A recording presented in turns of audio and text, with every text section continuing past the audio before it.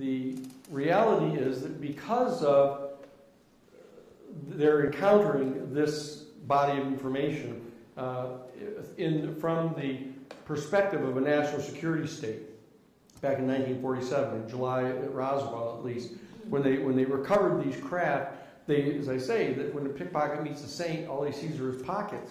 And they saw this and they said, "Wow, look at this technology!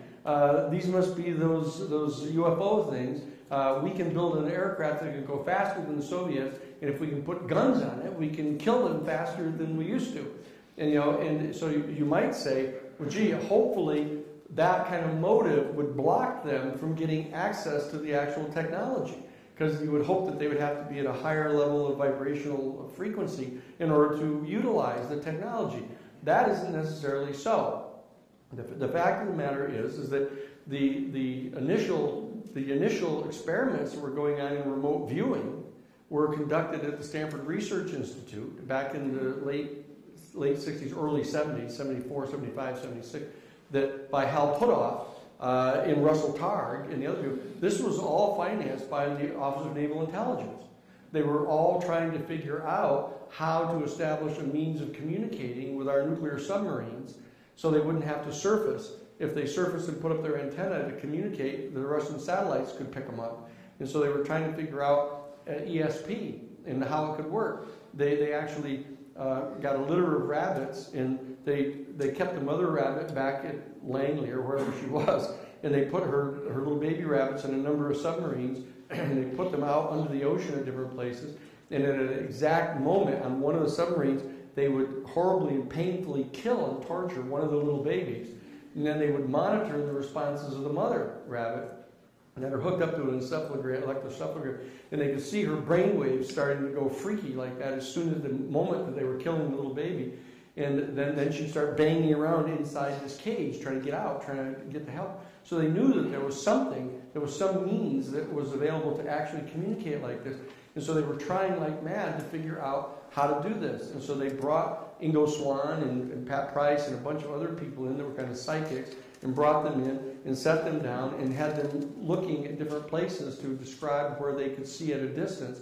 This thing got to the point where Ingo Swann could actually project himself. They give him the longitude and latitudes of a given location. He would project his consciousness to that place, could actually then go walking in through the front door and down the hallway, go to the third office on the left, and he'd go into the file drawers and look through the files and read the files. That's all true. That's all true. So this is a faculty like any other. It's like seeing.